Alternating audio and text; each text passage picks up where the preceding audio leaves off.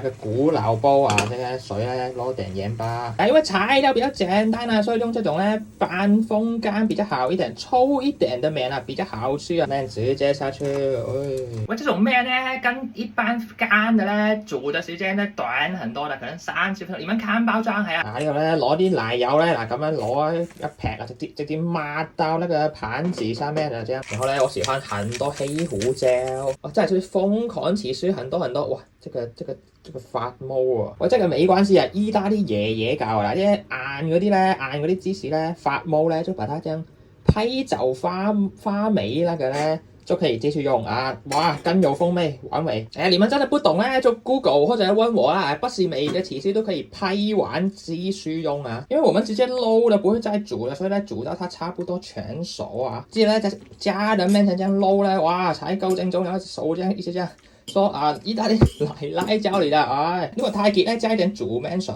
然後撈完呢，哇，你看很 creamy 呢。就拿另外一個靚碟啊，分量一定要夠小才厲害的啊！咁樣，咁樣細份，哇，高級，然後呢淋點雞上去，完美。嗱，最後呢，如果你乾出糧呢，再多點起司，更正。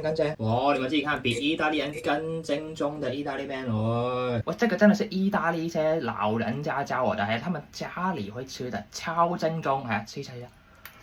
嗱，假設這個麵吃完了，嗱，這個是意大利奶奶教我拿個這樣的麵包啊，好吃了，哇，這個開心果麵包自己做的啊，抹碟啊，不用洗碗啊，直接抹乾那個碟啦，然後直接去，哇，這樣。